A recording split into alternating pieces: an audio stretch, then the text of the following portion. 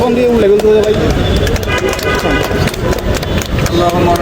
ربنا ظلمنا انفسنا وان لم تغفر لنا وترحمنا لنكونن من الخاسرين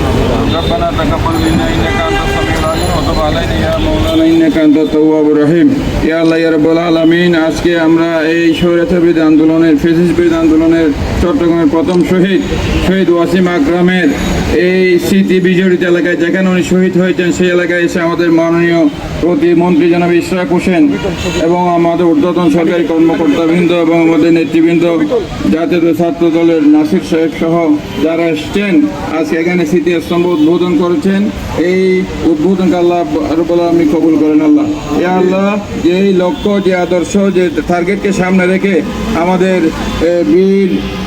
যোদ্ধারা রক্ত দিয়েছে ওয়াসিম আকরাম সহ সবাই, তাদেরকে আল্লাহ আপনি কবুল করুন, তাদেরকে জান্নাতের আলা মাকাম দান করুন। তাদের সেই প্রেরণা, তাদের যে প্রেরণা নিয়ে তারা রক্ত দিয়েছে,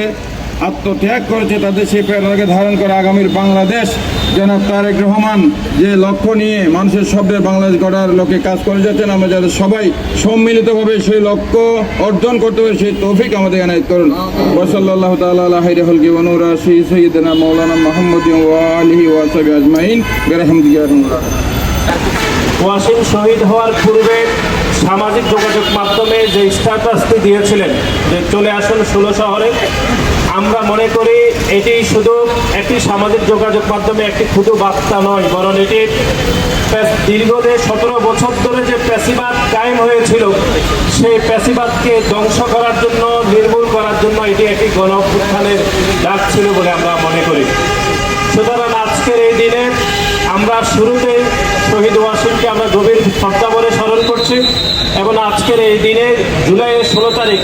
মোট 6 জন শহীদ হয়েছিল, সেই 6 জনকেও আমরা গভীর শ্রদ্ধা বলে স্মরণ করছি। শহীদ ওয়াসিম আকরামের স্মৃতি ধরে রাখার জন্য একটি স্মৃতিস্তম্ভ স্থাপনের উদ্যোগ নেওয়া হয়েছে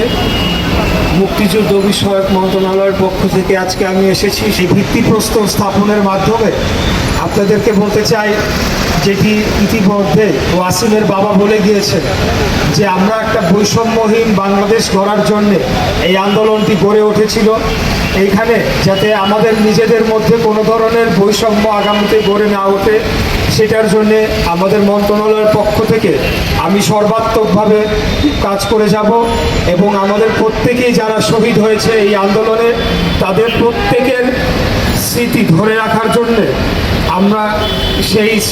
তাদের স্মৃতি সংরক্ষণ করব। তাদের প্রত্যেকের জন্য আমরা সম্ভব হলে